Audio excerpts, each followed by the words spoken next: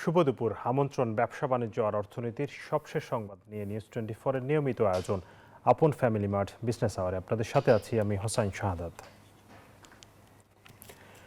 বৈদেশিক মুদ্রার রিজার্ভ বাড়লেও কাঙ্ক্ষিত মাত্রায় রাজস্ব আয় বাড়াতে পারছে না সরকার। সেই সাথে ব্যাংকিং খাতে নেই আশানুরূপ অগ্রগতি, বরং বেড়েছে খেলাপি ঋণ।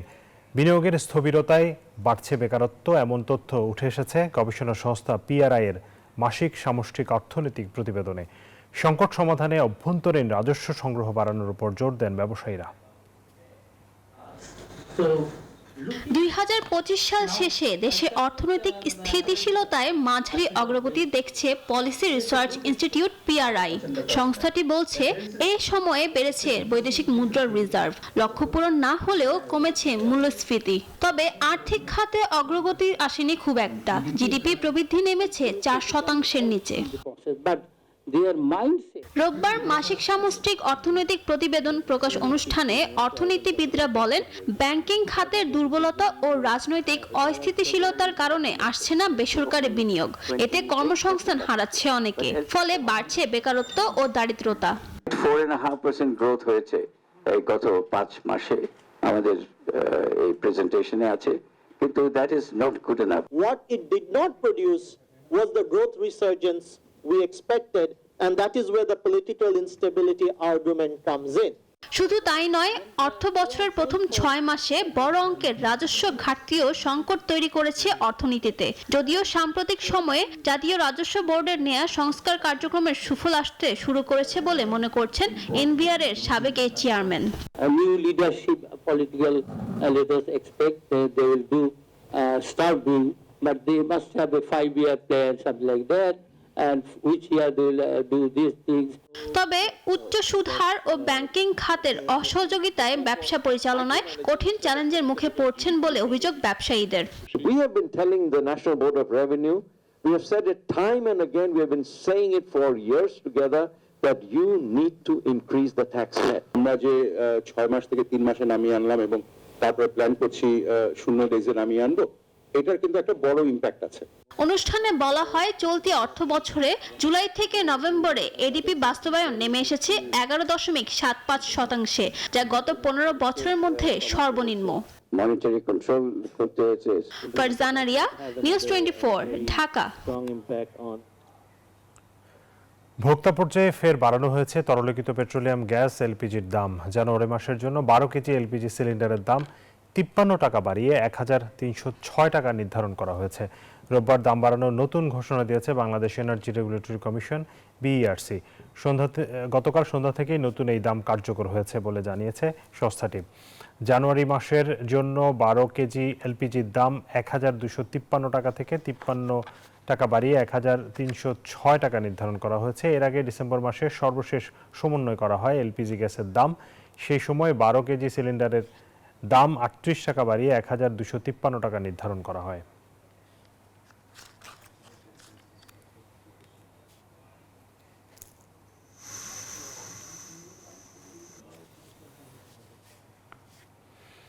দর্শক, আমরা জানি যে নানামুখী সংকটে এই মুহূর্তে রয়েছে বেসরকারি খাতে। বিষয়ে আলোচনা করতে আমাদের সাথে জুমে যুক্ত হয়েছেন এম এস সিদ্দিকী, অর্থনীতিবিদ। জনাব এম এস সিদ্দিকী, আপনাকে স্বাগত জানাচ্ছি বিজনেস আওয়ারের আজকের এই আয়োজনে।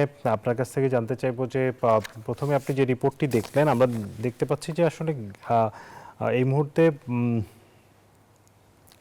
রিজার্ভের কিছুটা স্বস্তিদায়ক অবস্থায় আছে, কিন্তু আমরা যদি রাজস্ব আয়ের দিকে দেখি, রাজস্ব আয়ে বড় ধরনের ঘাটতি আছে। গত 6 মাসে যেই লক্ষ্যমাত্রা ছিল সেই লক্ষ্যমাত্রার চেয়ে বেশ খানিকটা পিছিয়ে রয়েছে।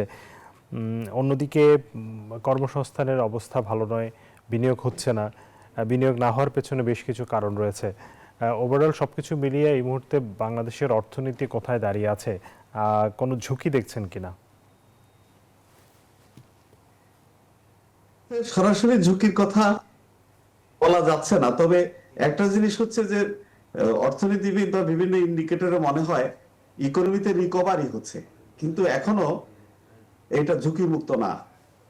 সেই রিকভারির কিছু কিছু ইন্ডিকেটর ভালো, ইনফ্লেশন একটু কমে এসছে, রিজার্ভটা বেশি।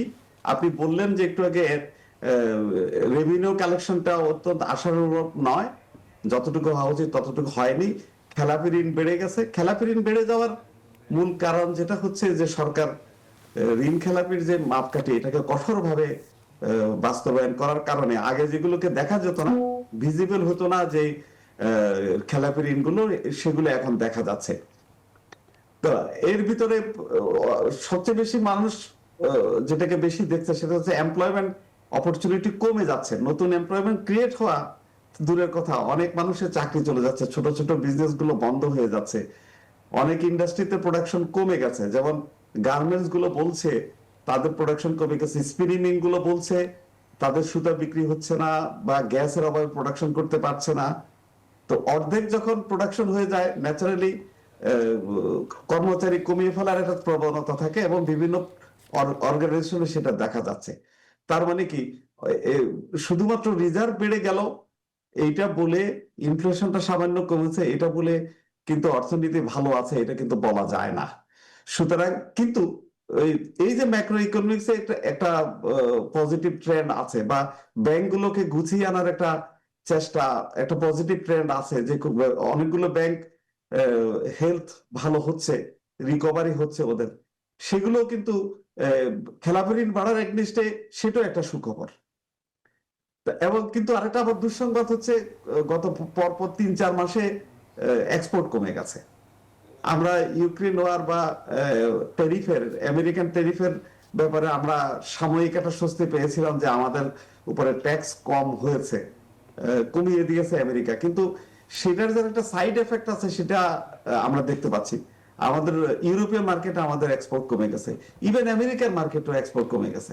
তো সুতরাং বলা যায় না যে আমরা খুব ভালো অবস্থায় আছি, কিন্তু এমনিতে যে ট্রেন্ডটা ছিল ডিটোরিয়েট হওয়ার, সেটা কিন্তু গত কয়েক মাস ধরে ইমপ্রুভ করছে অর্থনীতিতে। তো এই ইমপ্রুভটা যখন সাধারণ মানুষের কাছে এটা গ্রহণযোগ্য হওয়ার, সাধারণ মানুষের বুঝতে পারবে, যখন ইনফ্লেশনটা কমে আসবে, যখন চাকরির বাজারে আরেকটা নতুন চাকরি চলে যাওয়ার পরিবর্তে যদি নতুন চাকরি ক্রিয়েট হয়, কিছু লোকের চাকরি হয়, তখন হয়তো আমরা বলতে পারবো যে অর্থনীতিতে একটা পজিটিভ ট্রেন্ড দেখা দিয়েছে। একজন অর্থনীতিবিদের বইয়ের ফর্মুলায় যদি ভালো বলে, সেই ভালোটা সাধারণ মানুষের চোখে পড়ে না। সেটা তখন চোখে পড়ে যখন সাধারণ মানুষ নিজেরা ভালো থাকে। সেই ভালো থাকাটা এখন আমরা দেখতে পাচ্ছি না। আপনি বলছিলেন যে নতুন কর্মসংস্থান তৈরি যদি হয়, কিন্তু নতুন কর্মসংস্থান তৈরি হবার যে বিষয়গুলো আসলে নতুন কর্মসংস্থান তৈরির জন্য দরকার, সেখানে তো আমরা খুব বেশি আশার আলো দেখছি না, নাকি? মানে বিনিয়োগ যদি না হয় তাহলে তো কর্মসংস্থান হওয়ার কথা না, কিন্তু বিনিয়োগ করার জন্য যে ব্যবসায়ীদের যে ধরনের সুযোগগুলো পাওয়া দরকার এই মুহূর্তে কি সেগুলো রয়েছে? মানে আমরা দেখতে পাচ্ছি যে গ্যাসের তীব্র সংকট কারখানাগুলোতে এবং উৎপাদন কমে গেছে, অন্যদিকে রপ্তানি কমছে, নতুন বিনিয়োগ হচ্ছে না। সেইখানে কিভাবে নতুন করে কর্মসংস্থান তৈরি হবে? এক্স্যাক্টলি সেটা, সেই অসম্ভব ব্যাপার তো সবাই দেখতে পাচ্ছে। সেজন্যই তো একটু হতাশা সাধারণ মানুষের ভিতরে। আর বিনিয়োগের ব্যাপারে লোকাল বিনিয়োগ হচ্ছে না, কারণ আমরা আশা করছি একটা রাজনৈতিক পরিবর্তন, একটা রাজনৈতিক সরকার আসবে। ইন্টারিম গভর্নমেন্ট থাকলে বিদেশি বিনিয়োগ তো দূরের কথা, দেশি বিনিয়োগ হয় না। আমরা ভবিষ্যতে যে সরকার আসবে সেই সরকারের পলিসি কি হবে, সেই সরকারের পরিচালনাটা কিভাবে করবে,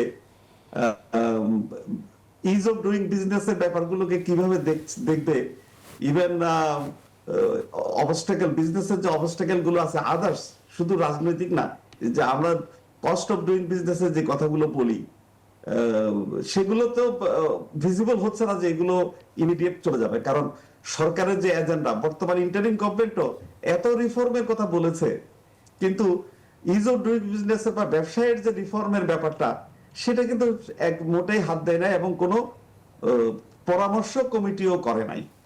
ইভেন এই যে এনবিআর এর একটা আইন করেছে, পলিসি এবং ইমপ্লিমেন্টেশনকে দুই ভাগ করে একটা আইন করেছে, সেই আইনটাও ইমপ্লিমেন্টেশনের দৃশ্যমান হচ্ছে না। আর সবচেয়ে বড় কথা হচ্ছে যে ইমিডিয়েট কিছু রিফর্ম করতে পারতো অন্তত এনবিআর এর, যেহেতু একটা চাপ আছে, রেভিনিউ বাড়াতে হবে, এটা অর্থনৈতিক চাপ, পরামর্শদাতাদের চাপ সবই আছে। কারণ আমরা যদি ইন্টারনাল রেভিনিউ বাড়াতে না পারি তাহলে ডেভেলপমেন্ট ওয়ার্ক বা কিভাবে হবে? কারণ এখন তো অ্যাকচুয়ালি লোয়েস্ট ডেভেলপমেন্ট ওয়ার্ক নাই বললেই চলে। ডেভেলপমেন্ট ওয়ার্ক যদি না চলে তাতে আমরা আমাদের রেভিনিউ দিয়ে সেটা মেকআপ করার পারছি না। তো আমরা যখন ডেভেলপমেন্ট ওয়ার্ক হবে সেই ওয়ার্কের হয়তো ফরেন কিছু ইনভেস্টমেন্ট থাকতে পারে সেখানে, কিন্তু লোকাল পার্টটা তো আমাদেরকে ফিনান্স করতে হবে, সেই টাকাটা কোথায়? তো এমনিতে সরকারের অ্যাডমিনিস্ট্রেটিভ কস্ট বেড়ে গেছে, তো সেখানেও আরেকটা চ্যালেঞ্জ আছে। এবং সবকিছু মিলিয়ে দেখা যাচ্ছে যে আর কিছু না হোক অন্তত রেভিনিউ সেক্টরে এনবিআর এর একটা রিফর্ম ইমিডিয়েট করে সরকার রেভিনিউ বাড়াতে পারতো। এবং এটার জন্য এটা কোনো লং টার্ম কোনো পরিকল্পনা ছাড়াও শর্ট টার্ম অনেকগুলো পরিকল্পনা আছে, সেই পরিকল্পনাগুলো তো এই সরকার কিন্তু হাত দেন নাই। এখন নতুন সরকার ফেব্রুয়ারির ইলেকশনের পরে এসে বসে চিন্তা ভাবনা করে করতে ওনাদের তো কয়েক মাস লেগে যেতে পারে। সুতরাং আমরা আসলে ইমিডিয়েট রিফর্মের কোনো সম্ভাবনা দেখতে পাচ্ছি না। সেটা হচ্ছে একটু আমরা গতকাল জনাব সিদ্দিকী, আমরা গতকাল দেখলাম যে বিএনপির ভারপ্রাপ্ত চেয়ারম্যান তারেক রহমানের সাথে ব্যবসায়ী নেতারা বসেছেন। বাংলাদেশের শীর্ষ প্রায় সব ব্যবসায়ীকে আমরা দেখেছি যে তার সাথে সেই বৈঠকে অংশ নিয়েছে। কি আলোচনা হয়েছে আমরা খুব বেশি কিছু জানতে পারিনি, কিন্তু নিশ্চয়ই ব্যবসায়ীরা তাদের সমস্যার কথা তাকে বলেছেন, তাদের সামনের দিনে তারা আসলে কেমন পলিসি চান সেই বিষয়গুলো নিশ্চয়ই বলেছেন।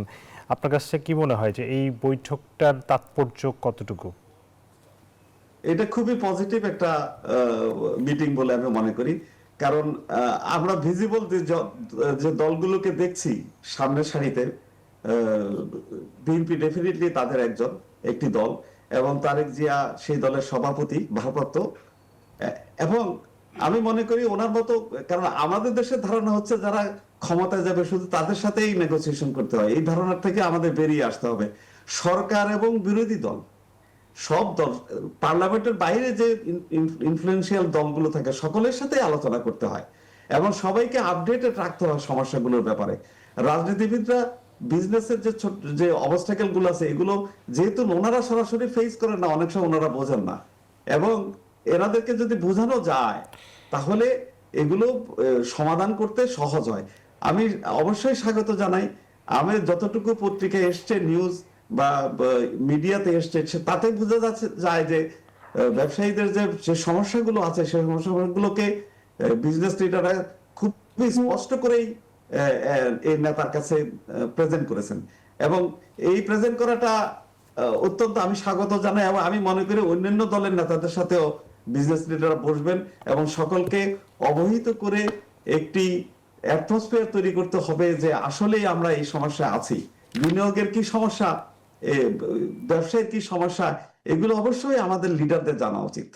এবং এই ধরনের কনসালটেশনকে আমি বলবো যে নিয়মিত করা উচিত, শুধু একটি মিটিং নয়, নিয়মিত এই মিটিং করা উচিত।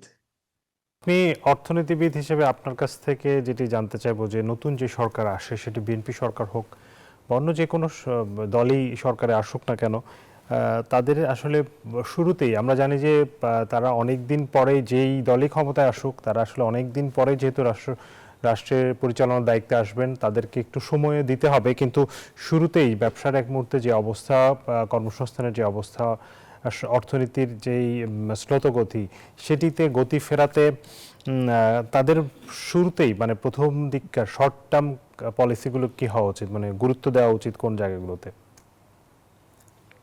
আমি তো মনে করি নতুন যে সরকার আসবে এই সরকার যে কাজগুলোর বর্তমান ইন্টারিম গভর্নমেন্ট শুরু করে দিয়েছে, বিশেষ করে ব্যাংকিং সেক্টরের যে রিফর্মটা, এটা অনেক ভালো ফল দেখা দিয়েছে, সেটাকে কন্টিনিউ করা। তারপরে যদিও একটু আগে আমি বলেছি যে বিজনেস সেক্টরে তেমন কোনো রিফর্ম করেন নাই, কিন্তু আমাদের কতগুলো ইমিডিয়েট প্রবলেম আছে। গ্যাসের প্রবলেমের কথা বললাম, মানে এনার্জির প্রবলেম আছে। এনার্জির ব্যাপারটাকে এই সরকার একটা জিনিস করেছে, অভাবটাকে তেমন দূর করতে পারে না, কিন্তু বিদেশে যে লায়াবিলিটি ছিল সেগুলোকে মেক আপ করে এনেছে, অর্থাৎ তাদের পেমেন্ট গুলো করেছে। তারপরে কিছু অনেক কস্টলি ইলেকট্রিসিটি কেনার যে রেন্টাল পাওয়ার হাউস সেগুলোকে বোধহয় অফ করে দেওয়া হচ্ছে। প্রাইভেট সেক্টরে ওপেন করেছে কিছু গ্যাস ইম্পোর্ট করে, সেটাকে আরো ওপেন করা দরকার। বিদ্যুৎ, ক্যাপটিভ বিদ্যুৎ বিক্রি করার জন্য অন্য প্রাইভেট সেক্টরে বিক্রি করার জন্য সুযোগ করে দিয়েছে, কিছু কিছু রিফর্ম করেছে। আমি মনে করি এনার্জি সেক্টরে ইজ অফ ডুইং বিজনেসের যে আমরা যে আলোচনা করি, এগুলোকে পলিসির রেপিড চেঞ্জ না করেও এগুলোকে কন্টিনিউ করা যায়। আমি মনে করি যেগুলো ভালো ভালো কাজগুলো করেছে এই সরকার, সেগুলোকে কন্টিনিউ করতে হবে এবং দ্রুত পলিসি তৈরি করতে হবে। যেমন ধরেন নির্বাচনী ম্যানিফেস্টো, আমরা সাধারণত দেখি যে নির্বাচনী ম্যানিফেস্টোতে রাজনৈতিক বক্তব্যটাই বেশি থাকে, অর্থনীতি বা বিজনেস নিয়ে ম্যানিফেস্টোতে খুব কমই বলা থাকে।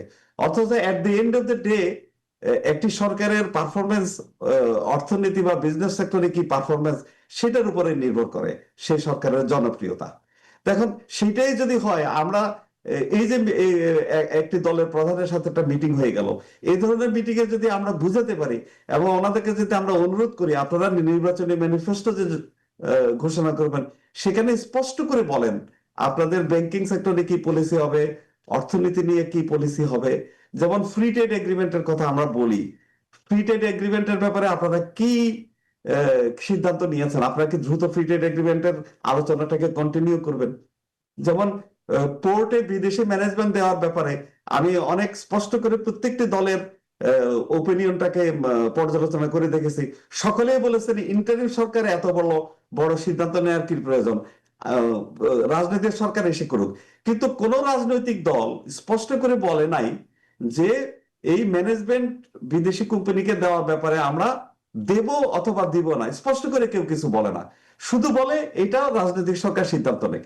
এই ধরনের উচ্চ ঝাপসা সিদ্ধান্ত আমাদেরকে যখন জানানো হয়, এটা বিদেশি এবং দেশি বিনিয়োগকারীদেরকে একটা ভুল মেসেজ দেয়। আমরা প্রত্যেকটি রাজনৈতিক দলের স্পষ্ট ইকোনমিক প্ল্যান, বিজনেস প্ল্যান গুলো আমরা জানতে চাই যে আপনারা ক্ষমতায় এসে কি করবেন, এবং এই পলিসি ফ্রেমওয়ার্কের তৈরি করার ব্যাপারে যদি বিজনেস লিডারদের সহযোগিতা প্রয়োজন হয়, অর্থনীতিবিদদের সহযোগিতা প্রয়োজন হয়, দয়া করে তাদের সহযোগিতা নিন এবং স্পষ্ট করে আপনারা আপনাদের ইলেকশন ম্যানিফেস্টো ঘোষণা করুন এবং ক্ষমতায় যাওয়ার পরে এই ইলেকশন ম্যানিফেস্টোটাকে অ্যাজ পার কমিটমেন্ট, আপনারা ভোটের ম্যান্ডেট নিয়ে যখন আসবেন, আপনারা যখন ক্ষমতায় আসবেন যে দল, সেই দলকে তো সরকার জনগণ ম্যানিফেস্টো দেখে ভোট দেবে। দয়া করে সেই ম্যানিফেস্টো গুলো সরাসরি ইমপ্লিমেন্টেশন করবেন এবং এই ব্যাপারটাতে আমরা আনকম্প্রোমাইজিং, আপনাদেরকে এটা করতেই হবে। সরকারকে, আগামী সরকারের কাছে আমি এই মেসেজটা স্পষ্ট করে দিতে চাই যে আপনাদের কমিটমেন্টটা স্পষ্ট করে করেন এবং সিদ্ধান্ত নিন যে ক্ষমতায় এসে সেই কমিটমেন্ট গুলোকে আপনারা বাস্তবায়ন করবেন। এবং আমরা বুঝতে চাই, যেমন আমি খুঁজে ফিরছি যে বাংলাদেশের অর্থমন্ত্রী কে হবেন, বাণিজ্য মন্ত্রী কে হবেন, শিল্পমন্ত্রী কে হবেন, আমরা বুঝতে চাই এবং তাদেরকে আমরা ক্ষমতায় চেয়ারে বসার আগে আমরা ব্রিফিং করতে চাই যে আমরা পলিসিগুলো এইরকম চাই। জি, অবশ্যই আপনি আসলে খুবই গুরুত্বপূর্ণ একটি বিষয় বলেছেন যে অর্থনীতিকে আসলে আর হোঁচট খেতে দেওয়ার সুযোগ নেই। সেই কারণেই যে সরকারি ক্ষমতায় আসুক না কেন, রাজনৈতিক দলগুলোকে আসলে তারা আসলে কি করবেন অর্থনীতির জন্য, টেকসই অর্থনীতি তৈরিতে কি করবেন, দেশের উন্নয়নে কি করবেন, তার পরিষ্কার কমিটমেন্ট তাদের ম্যানিফেস্টোতে দেওয়া উচিত। এই বিষয়টা নিশ্চয়ই দলগুলো ভেবে দেখবেন। আপনাকে অনেক ধন্যবাদ এমএস সিদ্দিকী, আমাদেরকে সময় দেওয়ার জন্য। আপনাকে ধন্যবাদ। দর্শক, আলোচনা করছিলাম অর্থনীতি এবং বেসরকারি খাতের নানান বিষয় নিয়ে। আমরা এই সাথে একটু বিরতি নিতে চাই, বিরতির পর আবারও ফিরবো অন্যান্য বিষয় নিয়ে। সবাই সাথে থাকবেন। বিরতির পর আবারও স্বাগত জানাচ্ছি আপন ফ্যামিলি মার্ট বিজনেস আওয়ারে। এবারের বাণিজ্য মেলায় টিকিট কাটা নিয়ে চরম ভোগান্তি পোহাতে হচ্ছে ক্রেতা দর্শনার্থীদের। অদ্ভুত ticket counter, QR code scan করে টিকিটের মূল্য পরিশোধ আর দীর্ঘ অপেক্ষা, সব মিলিয়ে মেলায় প্রবেশে এমন জটিলতায় ক্ষুব্ধ দর্শনার্থীরা। টিকিট কাটার পদ্ধতি সহজ করার দাবি তাদের। মেলা ঘুরে এসে এই ভোগান্তির কথা তুলে ধরছেন মামুন ইসলাম। পরিবার পরিজন নিয়ে ঘুরতে এসেছেন তিনি, কিন্তু টিকিট কাটতে গিয়ে পড়েছেন বিপাকে। এমন অদ্ভুতরে কাউন্টার দেখেনি কখনো, যেখানে টিকিটদাতার সঙ্গে কথা বলতে হয় মাথা নুইয়ে অনেক কষ্ট করে। দীর্ঘক্ষণ চেষ্টার পর টিকিট কাটতে পারলেও চোখে মুখে তার বিড়ম্বনার ছাপ। এমনভাবে ওরা ছিদ্র করে রাখছে, এটা তো মানুষ দেখতে মনে হচ্ছে ইঁদুরের গর্ত থেকে নেওয়া। উকি দিয়ে তো টিকিট কাটাটা ফেস দেখা যাচ্ছে না, ওরা কি আছে সেটাও আমরা কনফিউশনে আছি। টিকিট কাটবে খোলাখুলি ভাবে থাকতে হবে, যাতে ফেস টু ফেস আমরা তাদের চেহারা দেখতে পারি। মেলার মাত্র 2 দিন, তাই সবগুলো কাউন্টার চালু হয়নি এখনো। যেগুলো হয়েছে সবগুলো নেওয়া হচ্ছে না নগদ অর্থ। বেশিরভাগ কাউন্টারে কিউআর কোড স্ক্যান করে মোবাইল ব্যাংকিং এর মাধ্যমে মূল্য পরিশোধে বাধ্য করা হচ্ছে দর্শনার্থীদের। এতে ভোগান্তির মাত্রা উঠেছে চরমে। একটা বলতেছে প্রিন্টের সমস্যা, আবার বলতেছে টিকিট আপনি সামনেগুলো দেখেন, এরকম করে এইখান পর্যন্ত আসছি, অনেকক্ষণ দ্বারা দেন টিকিট পাইছি। টিকিটের যে ব্যাপারটা, আমরা ওখানে গিয়ে টিকিট কাটা লাগতেছে। তার চেয়ে ভালো যদি হতো আমাদেরকে অনলাইনে বিষয়টা ওরা করে দিত, ইজি করে দিত, তো সেক্ষেত্রে আমরা অনলাইনে টিকিট কাটতে পারতাম। গেটের আশেপাশে থাকলে অনেক ভালো হয়, যেন মানুষ টিকিটটা কেটে যেন ঢুকতে সুবিধা হয় মানুষের জন্য। সহজ করা উচিত ছিল, কারণ অনেকেই আছে বুঝতে পারবে না। টিকিট কাউন্টার তুলনামূলক দূরে হয় অভিযোগও করেছেন কেউ কেউ। বিশেষ করে বয়স্ক ও শিশু নিয়ে আসা দর্শনার্থীদের পড়তে হচ্ছে বেশি সমস্যায়। গেট থেকে অনেক দূর বাচ্চাদের নিয়ে যে হেঁটে টিকিট কাটতে হচ্ছে, তারপরেও টিকিট কাউন্টারে যিনি আছেন ওনার সাথে ইন্টারঅ্যাক্ট করা কঠিন হচ্ছে। গেটে যদি টিকিট কাউন্টারটা করা হতো তাহলে আরো ভালো হতো, কিন্তু এই যে বাচ্চা নিয়ে অত দূর হেঁটে এসে তারপরে টিকিট করে ঢোকা, এটাও একটা কষ্টের ব্যাপার। দর্শনার্থীরা বলছেন টিকিট কাউন্টার ব্যবস্থাপনা আরো সহজ ও আধুনিক করা গেলে স্বাচ্ছন্দ্যে মেলায় ঘুরতে পারবেন তারা। এতে উপস্থিতি বাড়বে ক্রেতা সাধারণদের। মামুন ইসলাম, নিউজ 24, ঢাকা। দর্শক, এমন উদ্ভুত টিকিট কাউন্টার এর আগে হয়তো কখনো কেউ দেখেনি, যেখানে আসলে টিকিট যিনি দর্শনার্থী এবং টিকিট যিনি দিচ্ছেন তার সাথে আসলে মুখোমুখি হওয়ার কোনো সুযোগ নেই, কথা বলারও সুযোগ খুবই সীমিত, কারণ খুবই ছোট একটি ছিদ্র দিয়ে মাথা নুয়ে আসলে তার সাথে কথা বলতে হচ্ছে। এমন পদ্ধতি আসলে কেন করা হয়েছে সেই বিষয়টি আমরা একটু জানতে চাইব। আমাদের সহকর্মী আছেন মামুন ইসলাম, বাণিজ্য মেলা এই মুহূর্তে পূর্বাচলে। মামুন, আপনার প্রতিবেদনে আমরা দেখলাম যে গতকালকে যে টিকিট কাউন্টারের যে বিড়ম্বনা, সেখান থেকে মুক্তি মেলার কি কোনো আশ্বাস কি পাওয়া গেছে? এই পদ্ধতি কিভাবে থাকবে পুরো মেলা জুড়ে, নাকি পরিবর্তনের কোনো কথা আপনি শুনতে পেরেছেন মেলা কর্তৃপক্ষের কাছ থেকে? ধন্যবাদ সাদত আপনাকে।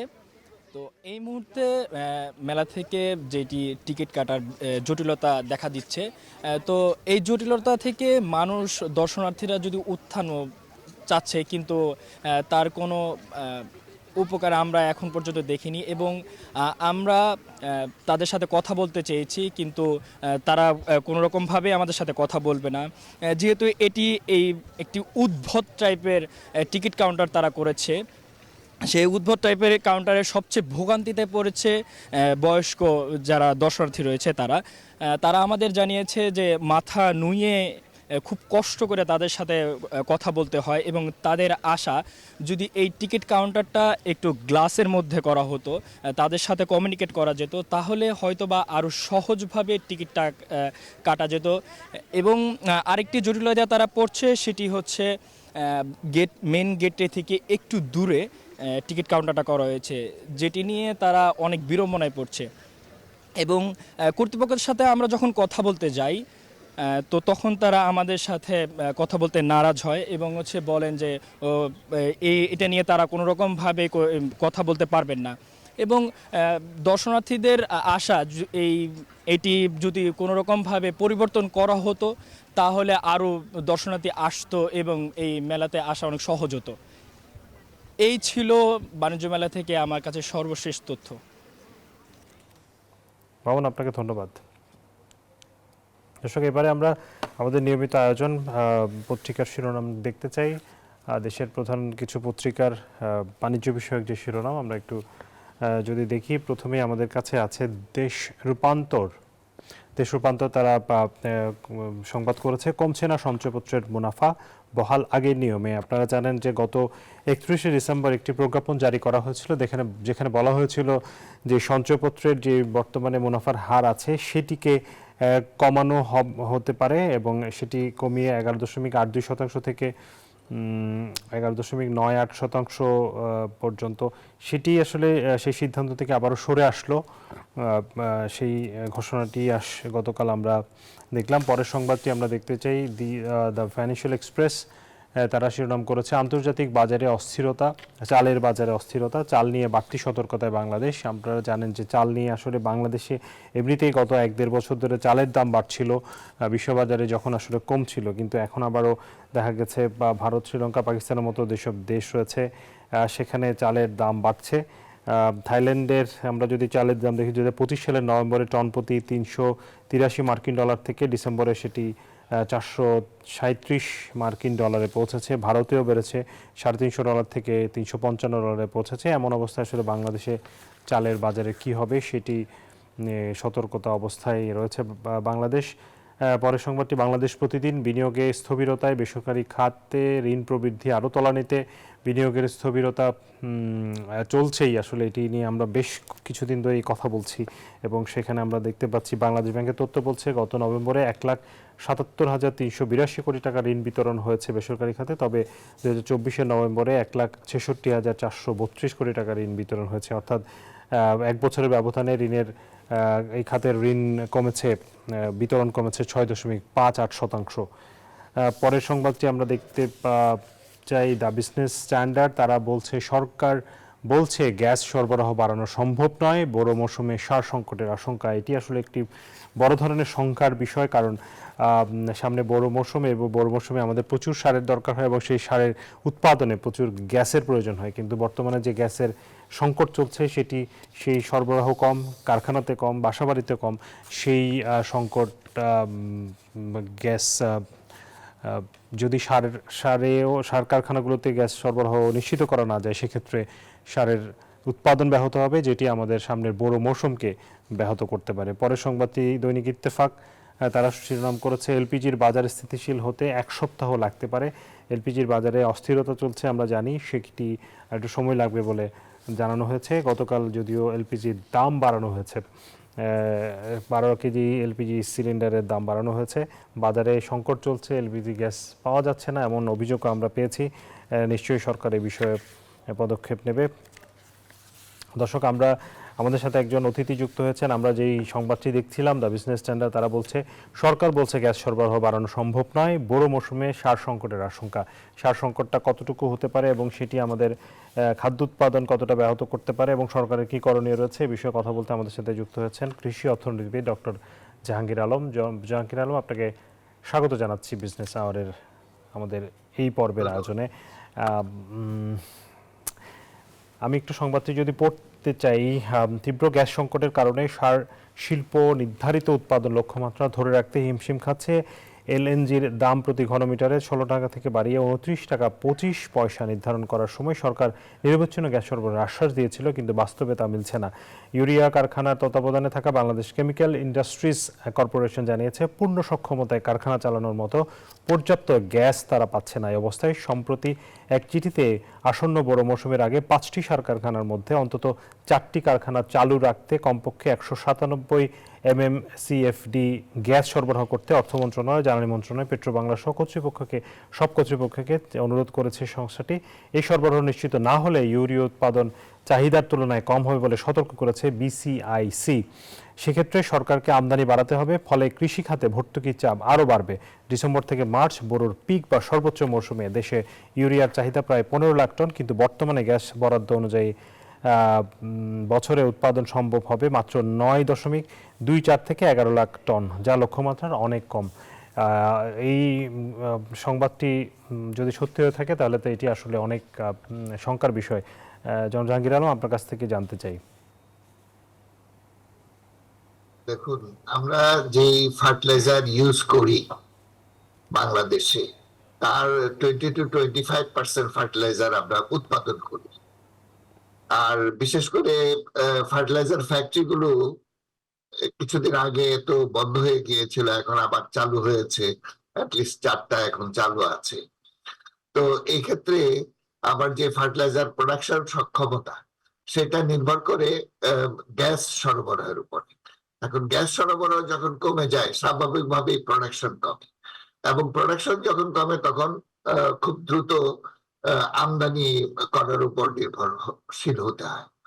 তো এখন আমাদের যেই সরকার যে আমদানি করেছে সেটা হয়তো যথেষ্ট না, যে কারণে প্রান্তিক পর্যায়ে সারের দাম অনেক জায়গায় বেড়ে গেছে এবং সার প্রয়োজন অনুযায়ী পাওয়াও যাচ্ছে না। তো মরু মৌসুমে ফার্টিলাইজারটাই সবচেয়ে বেশি একটা সেন্সিটিভ উপকরণ, যেটা যদি ঠিকভাবে পাওয়া না যায় তাহলে প্রোডাকশন দারুণভাবে এফেক্টেড হয়। এবং এই বছর আমাদের উৎপাদন বৃদ্ধির উপর খুব গুরুত্ব দেওয়া হচ্ছে, কারণ আমাদের এর আগে যে প্রোডাকশন যেটা ছিল, প্রোডাকশন হয়েছে কিন্তু দাম অনেক, বাজারে এখন চালের দাম অনেক বেশি, কিন্তু ইতিমধ্যে আবার দাম বাড়তে শুরু করেছে। এমন একটা পরিস্থিতিতে সামনের মরু মৌসুমের উৎপাদনটা খুবই গুরুত্বপূর্ণ।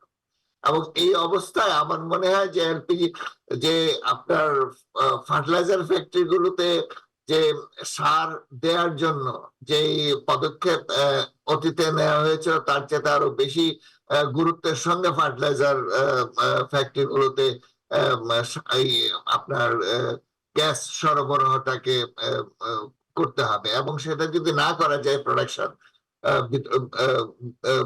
বিঘ্নিত হবে, এবং প্রোডাকশন বিঘ্নিত হলে স্বাভাবিকভাবেই আমাদের এমনিতেই তো সার সংকট আছে, গ্রাম বাংলায় সারের দাম বেড়ে গেছে, এটা আরো বেশি করে হয়তো কৃষকদেরকে ক্ষতিগ্রস্ত করবে, এবং একই সঙ্গে উৎপাদন খরচ বেড়ে যাবে। তো উৎপাদন খরচ যদি বেড়ে যায়, সেটা স্বাভাবিকভাবে পরবর্তী সময়ে যেই চাল বাজারে আসবে সেই চালের দামও বাড়বে। তো সবকিছুর সঙ্গে একটা যোগসূত্র আছে। কাজে এখন অন্য জায়গার থেকে আপনার গ্যাস সরবরাহ কমিয়ে হলেও আমাদের যেই ফার্টিলাইজার ফ্যাক্টরি গুলো আছে সেখানে গ্যাস সরবরাহ নির্বিঘ্ন রাখা দরকার, এবং এটা যদি করা যায় তাহলে আমাদের জন্য সামনের প্রোডাকশন মৌসুমটা খুবই ভালো যাবে। আরেকটি বিষয় হলো যে এই যে এলএনজি যে দাম 1300 টাকারও বেশি নির্ধারণ করেছে, এখন গ্রামাঞ্চলে যে রান্না বান্নার কাজে তো সাধারণত এলএনজি ব্যবহার করা হয়, এবং সেখানে প্রায় 2000 টাকায় কিনতে হয়, 1900 থেকে 2000 এলপিজির কথা বলছেন আপনি। তো এইখানেও তো একটা বড় সমস্যা। তো এই সিস্টেমটা আমরা চালু করেছি, কিন্তু আমরা নির্বিঘ্নে সরবরাহ করতে পারছি না। তো এটা তো একটা দারুণ ম্যানেজমেন্ট প্রবলেম। তো এখন সরকার ম্যানেজমেন্ট প্রবলেমের কারণে আমাদের একদিকে যেমন ফার্টিলাইজার ফ্যাক্টরি গুলো সাফার করছে, আবার অন্যদিকে আমাদের সাধারণ কৃষক, গ্রামাঞ্চলের সাধারণ মানুষ যারা এলএনজির উপর নির্ভর করে, তারা ভোগান্তিতে আছে। তো এই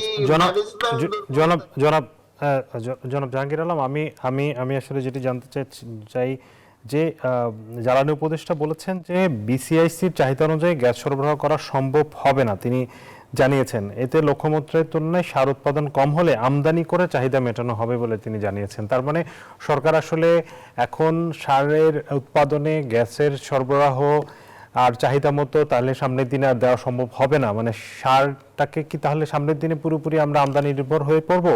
তাহলে আমাদের এই সার কারখানাগুলোর কি হবে, এবং সারের উপর যে সরকারের ভর্তুকি সেটা কি আরো বাড়বে কিনা, অথবা যদি ভর্তুকি না দেয় সেক্ষেত্রে তো উৎপাদন খরচ বাড়বে, যেহেতু আমদানিতে খরচ বাড়বে, সেটি আমাদের সামনের দিনে খাদ্য নিরাপত্তার জায়গায় বাংলাদেশে যেটা প্রোডাকশন হয় এখানেও ভর্তুকি আছে, আর বাইরের থেকে যখন আনতে হয় সেটাতেও ভর্তুকি আছে। তো ভর্তুকি দিতেই হবে, ভর্তুকি না দিলে তো ফার্টিলাইজারের দাম অনেক বেড়ে যাবে। তা এখন যদি আমাদের কোম্পানিগুলোকে, ফার্টিলাইজার ফ্যাক্টরি গুলোকে ঠিকভাবে যদি গ্যাস সরবরাহ করা সম্ভব না হয়, তাহলে স্বাভাবিকভাবেই আমাদের আমদানির উপর নির্ভরতা বাড়াতে হবে। এখন আমদানি তো একটা সময় লাগে, যে এই আমদানি করার জন্য এলসি খোলার থেকে শুরু করে আমদানিকৃত পণ্য বাংলাদেশে এসে প্রবেশ করা এবং এটা কৃষক পর্যায়ে সরবরাহ করা, এটা একটা সময় লাগে। এই সময়টাও তো এখন নাই। কাজে এটা তো আগের থেকে সরকারকে এই ব্যাপারে চিন্তা ভাবনা করা দরকার ছিল। তো সরকার এখন যেহেতু গ্যাস সরবরাহ করতে পারছে না, একমাত্র বিকল্প হলো যে তা আমদানির উপর নির্ভর করা। তাড়াতাড়ি করে আমদানি করতে হবে যাতে করে প্রান্তিক পর্যায়ে ফার্টিলাইজারের সরবরাহটা নির্বিঘ্ন থাকে। জি অবশ্যই। তাহলে আমরা একটু যদি শেষ করে আমরা আলোচনা শেষ করব, মানে একদিকে হচ্ছে বিশ্ববাজারে চালের দাম বাড়ছে, অন্যদিকে সামনে বড় মৌসুমে আমাদের একটি সমূহ সংকট দেখা দিতে পারে, এমনটাই তো দেখা যাচ্ছে। সেক্ষেত্রে আগামী দিনের আমাদের যে চালের সরবরাহ বিশেষ করে, সেখানে কি আপনি কি আশঙ্কা করছেন খুব বড় ধরনের কোনো একটা ঝুঁকি তৈরি হতে পারে? যদি ফার্টিলাইজার সরবরাহটা স্বাভাবিক থাকে তাহলে উৎপাদনটা স্বাভাবিক হবে, আর উৎপাদন যদি স্বাভাবিক না হয় তখন আমাদের বিশ্ববাজার থেকে চাল আমদানি করতে হবে। এই পর্যন্ত আমরা চাল আমদানি করেছি, হয়তো সামনে চালের আমদানির পরিমাণ আরো বেড়ে যাবে। কাজে হয় আমাকে আমদানি করে ফার্টিলাইজারের যে প্রয়োজনটা সেটা মেটাতে হবে এবং উৎপাদনটা নির্বিঘ্ন রাখতে হবে। আর উৎপাদন যদি বিঘ্নিত হয় তাহলে আমাদেরকে বাইরে চাল আমদানির উপর নির্ভর করতে হবে, এবং সেই ক্ষেত্রে আমাদের অভ্যন্তরীণ বাজারে চালের দামটা বেড়ে যাওয়ার সম্ভাবনা আছে, এবং তাতে করে যে আমরা মূল্যস্ফীতি কমানোর জন্য চেষ্টা করছি, খাদ্য মূল্যস্ফীতি বলেন, সাধারণ মূল্যস্ফীতি বলেন, যেটা আমরা কমানোর জন্য চেষ্টা করছি, সেই চেষ্টাটা সফল হবে না।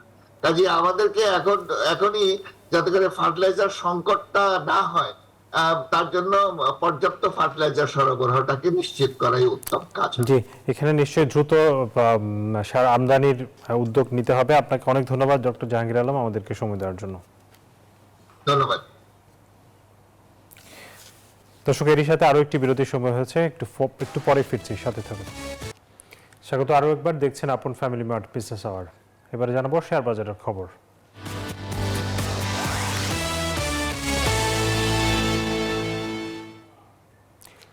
ঢাকা স্টক এক্সচেঞ্জের ওয়েবসাইট থেকে জেনে নেব পুঁজিবাজারের লেনদেনের সবশেষ পরিস্থিতি। গতকাল আমরা দেখেছি ইতিবাচক ধারায় লেনদেন ছিল, মানে দিন শেষ করেছিল, কিন্তু আজকে সকাল থেকে আবারও নিম্নমুখী প্রবণতা দেখতে পাচ্ছি। ডিএসসিএক্স ইন্ডেক্স 20 পয়েন্ট এর মধ্যে হারিয়েছে, অবস্থান করছে 4944-এ। ডিএস সরিয়া ইন্ডেক্স এবং ডিএস30 দুটোই কমেছে। লেনদেন হয়েছে এখন পর্যন্ত 362 কোটি টাকা। লেনদেনে অংশ নেওয়া শেয়ার এবং মিউচুয়াল ফান্ডের মধ্যে 138টির দাম বেড়েছে, 187টির কমেছে এবং 64টির অপরিবর্তিত রয়েছে। জানাবো মুদ্রা, স্বর্ণ এবং রূপার বাজারের দরদাম। মুদ্রার বাজারের আমরা মার্কিন ডলার আসলে অনেক দিন ধরেই একটা স্থিতিশীল অবস্থায় রয়েছে। 122 টাকায় তারা কিনছে, 123-এ বিক্রি করা হচ্ছে। ইউরো 138 টাকা কিনে 143 টাকায় বিক্রি হচ্ছে। পাউন্ডের কেনা দর 159, বিক্রয় 166। চীনা ইউয়ান 16 টাকা কিনে 18 টাকায় বিক্রি হচ্ছে। সৌদি রিয়ালের কেনা দর 32 টাকা, বিক্রয় 33 টাকা 20 পয়সা। ভারতীয় রুপি 1 টাকা 30 পয়সায় কিনে 1 টাকা 45 পয়সায় বিক্রি হচ্ছে। স্বর্ণের দরদাম জানাবো। 22 ক্যারেট স্বর্ণ 2,24,940 টাকায় বিক্রি হচ্ছে। 21 ক্যারেট 2,14,734। 18 ক্যারেটের দাম পড়ছে 1,84,058 এবং সনাতন সোনা বিক্রি হচ্ছে 1,53,323 টাকায়। যদি রূপার 22 ক্যারেট রূপা প্রতি ভরি 5,540 টাকায় বিক্রি হচ্ছে। রূপার দাম কিছুটা কমেছে আমরা দেখতে পাচ্ছি। 21 ক্যারেট 5,307, 18 ক্যারেট 4,549 এবং সনাতন বা পুরনো রূপা বিক্রি হচ্ছে 3,383 টাকায়।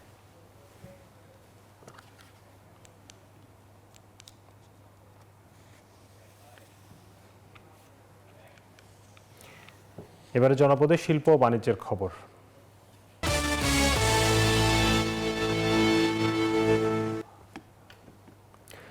যশোরে সরিষা ফুলের মধু উৎপাদন করে ভাগ্যের চাকা ঘুরেছে খামারিদের। অস্থায়ী মধু উৎপাদনের নতুন স্বপ্ন বুনছেন চাষিরা, আর ক্রেতারা ক্ষেত থেকে প্রকৃত মধু কিনতে পেরে খুশি। যশোর থেকে বুলবুল শহীদ খান হিমেনের পাঠানো তথ্য, ছবিতে ডেস্ক রিপোর্ট। বিস্তীর্ণ মাঠ জুড়ে সরিষা ক্ষেত, ঝাঁকে ঝাঁকে উঠছে মধুকর, বসে ফুলে ফুলে।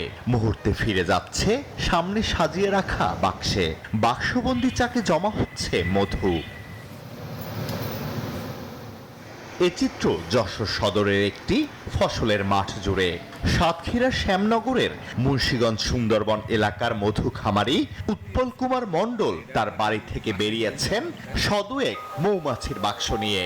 যেখানে ফুল সেখানেই ছোটেন তিনি, সারি সারি সাজিয়ে রাখেন বাক্সগুলো, আর মৌমাছিরা ব্যস্ত হয়ে ছোটে ফুল লক্ষ্য করে।